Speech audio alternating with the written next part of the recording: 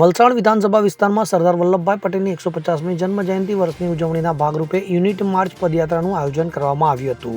આ યાત્રાનો મુખ્ય હેતુ દેશના એકીકરણમાં સરદાર સાહેબના યોગદાનને યાદ કરવાનો અને લોકોને એકતા સાથેનો સંદેશ જોડાવાનો હતો.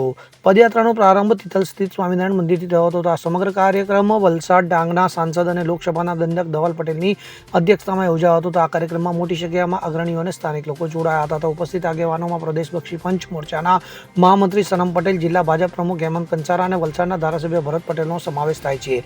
તો તિથલ સ્વામિનારાયણ મંદિર ખાતેના પ્રારંભિક કાર્યક્રમમાં સાંસદ ધવલ પટેલ અને જિલ્લા ભાજપ પ્રમુખ હેમંત કંસારા સહિતના અગ્રણીઓએ સરદાર વલ્લભભાઈ પટેલે દેશના ઘડતર અને એકીકરણમાં આપેલા મહત્વના યોગદાનો વિશે લોકોને માહિતગાર કર્યા હતા. તો આ યુનિટી માર્ચમાં વલસાડ જિલ્લાના લોકો મોટી સંખ્યામાં ઉત્સાહભેર જોડાયા હતા. તો આ પદયાત્રા એકતા અને રાષ્ટ્રપ્રેમનો સંદેશ વલસાડમાં ગુંજતો કર્યો હતો, જે સરદાર પટેલના આદર્શોને ઉજાગર કરે છે.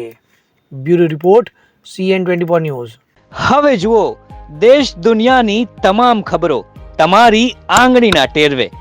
ઉઠાવો મોબાઈલ અને Google Play Store પરથી ડાઉનલોડ કરો અમારી CN24 ન્યૂઝ મોબાઈલ એપ.